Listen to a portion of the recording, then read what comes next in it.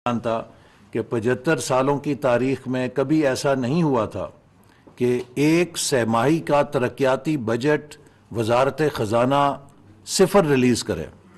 हमने एटमी धमाकों की पाबंदियों का भी मुकाबला किया था, लेकिन उस वक्त भी पूरा साल तरक्याती बजट चलता रहा। लेकिन यकम अप्रैल 2022 को इस हकूमत के इक़्तिदार में आने से 10 रोज़ पहले वजारत ख़जाना ने आखिरी सेमाई की रिलीज़ करने से इनकार कर दिया था कि हमारे पास पैसे नहीं हैं, गोया कि ख़जाना खाली हो चुका था। इन हालात में अब हम पाकिस्तान की मईशत को आगे लेकर जा रहे हैं और जो हमारा तरक्याती बजट है, जो हमारे तरक्याती अहदाफ हैं, उन्हें भी हासिल करना चाह रहे हैं। लेकिन 2018 के मुकाबले में आज तरक्याती बजट दुगना होने की बजाय निसफ रह गया है। ये वो अलमिया है कि जो हमें जिसका सामना करना पड़ रहा है और हमने अब सब ने, पूरी कौम ने मेहनत करके पाकिस्तान को टर्न अराउंड करना है। ये काम मुश्किल ज़रूर है लेकिन नामुमकिन नहीं है, और पाकिस्तान में ये सलाहियत है, पाकिस्तानियों में ये अहलियत है, हमारे पास वो वसाइल भी हैं कि अगर हम दिल जमी के साथ, मुस्तकिल मिजाजी के साथ, स्टेबिलिटी के साथ मुल्क को आगे लेकर चलें तो 2 से 3 साल में इकॉनमी कैन टर्न अराउंड। और ये जो आज हमें मुश्किलात नज़र आती हैं, हम इनमें से निकल सकते हैं। लेकिन ऐसा करने के लिए हमें नहायत ज़िम्मेदाराना किरदार की ज़रूरत है।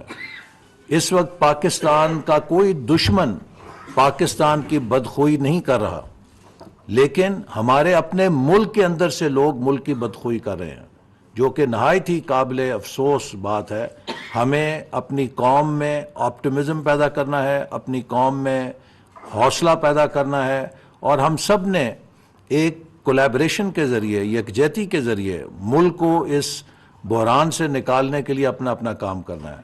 पब्लिक सेक्टर पे ये ज़िम्मेदारी ज़्यादा होती है। अगर हालात ख़राब हैं तो हमें उतनी ज़्यादा मेहनत करनी है।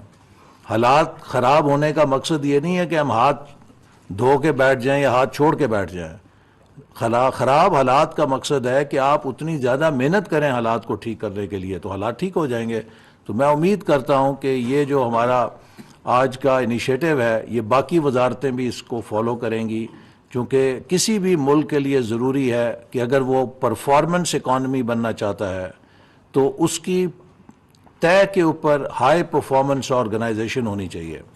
हाई परफॉर्मेंस ऑर्गेनाइजेशन तब होती है कि जब उसके अंदर लोगों में ये जज्बा मौजूद हो कि वो प्रॉब्लम सॉल्वर्स हों, वो इनोवेटर्स हों, वो कोलैबोरेटर्स हों, और वो नए चैलेंजेस को लेने से घबराएं ना, बल्कि उन्हें लेकर कामयाबी से उन पर पूरा उतरें, और वो कारकर्दगी का ऐसा पैमाना और ऐसा मेयार सेट करें कि जो सिर्फ किसी वक्ती जज्बे के मातहत ना हो, बल्कि एक मुस्तकिल बुनियाद के ऊपर हो।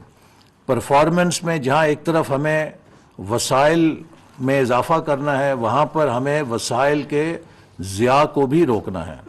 मैं ये भी आप सब से कहूँगा कि हम सब का फ़र्ज़ है कि जब पाकिस्तान की मईशत एक दबाव का शिकार है, माली बहरान है, तो हमें अपने अखराजात, गैर ज़रूरी अखराजात में नुमायाँ कमी करनी चाहिए। हुकूमत ने तवानाई की जो कंजर्वेशन का फ़ैसला किया है, इसके ऊपर हमें कोशिश करनी चाहिए कि कम से कम बिजली का इस्तेमाल करें। जो गैर ज़रूरी बिजली है उसको उससे बंद रखें। गैर ज़रूरी हीटर ना जलते रहें जो बिजली को बहुत कंज्यूम करते हैं। इसी तरह जो पेट्रोल की कंजम्पशन है उस पर ज़्यादा से ज़्यादा कट डाउन करें और अपनी प्रोडक्टिविटी और एफिशिएंसी बढ़ाएं। कम वसाइल के साथ ज़्यादा प्रोडक्टिव होने के लिए हम मेहनत करें, जुस्तजू करें, तो मैं समझता हूँ कि उससे हम अपने निज़ाम को बहुत बेहतर कर सकते हैं। साथ ही साथ मैं ये भी कहना चाहूँगा कि हमारी कोशिश यही नहीं है कि हम लोगों को अवार्ड दें, हम उन्हें ग्रो भी करना चाहते हैं। जब पाकिस्तान ने एटमी धमाका किया तो डॉक्टर AQ खान और डॉक्टर अशफाक अहमद मेरे पास आए, तो मैंने उनसे पूछा कि हमने ये वो कारनामा किया जिसमें पूरी दुनिया हमारे ख़िलाफ़ थी, दुनिया में कोई मुल्क नहीं चाहता था कि पाकिस्तान धमाका करे, कोई टेक्नोलॉजी देने के लिए तैयार नहीं था, कोई माली मदद करने के लिए तैयार नहीं था। तो फिर हमने ये कैसे कर लिया? तो उन दोनों ने जो जवाब दिया वो बड़ा यूनिवर्सल था कि वो किसी शोबे में अगर हम उस फार्मूले को अपनाएं तो हम एटमी धमाका कर सकते हैं, चाहे वो मईशत है, चाहे वो सियासत है, चाहे वो सिक्योरिटी है, वो कोई भी शोबा है। पहली बात उन्होंने कही कि हमारे इदारों के अंदर लीडरशिप की स्टेबिलिटी थी। कोई चेयरमैन 6-8 साल से कम उसने सर्व नहीं किया, और अगर हमारे चेयरमैन जो हैं वो पाकिस्तान के वजीर आज़मों की तरह बदलते रहते तो हम एटम बम ना बनाते, हम कोई फुलझड़ियाँ बना रहे होते। तो ये उन्होंने पहली बात की। दूसरी बात उन्होंने ये कही कि हमारी ऑर्गेनाइजेशन में एक स्वीपर जमादार से लेके चेयरमैन तक सबको ये पता था कि हम एक मकसद के लिए काम कर रहे हैं। उसमें अगर कोई टाइपिस्ट था, कोई ड्राइवर था, कोई जमादार था, कोई इंजीनियर था, कोई लैब अटेंडेंट था, वो खुद को एक बड़े मकसद से जुड़ा समझता था कि मैं पाकिस्तान के दिफा के लिए और मैं पाकिस्तान को एटम बम देने के लिए काम कर रहा हूँ।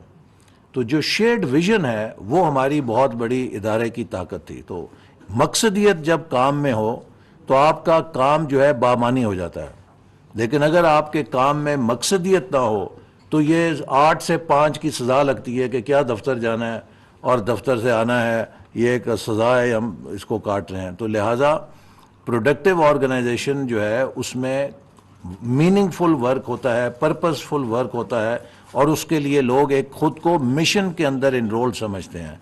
वो ये नहीं समझते कि हमने कोई 8 to 5 जॉब करनी है, वो समझते हैं कि we are part of a mission. और प्लानिंग एंड डेवलपमेंट से बड़ा मिशन क्या हो सकता है कि हम सब जो है पाकिस्तान के मुस्तकबिल की तरक्की से जुड़े हुए हैं। तीसरी बात उन्होंने कही कि we were a merit based organization, कि हमने अपने इदारों में रिक्रूटमेंट, पोस्टिंग्स, प्रमोशंस और ट्रांसफर्स, इसमें सिफारिश को नहीं आने दिया और मेरिट के ऊपर किया। लिहाजा we were merit based organization. अगर हम भी सिफारिशों पे चलते तो शायद हम अपना मकसद हासिल ना कर सकते। वजीर मनसूबाबंदी एहसन इकबाल इस्लामाबाद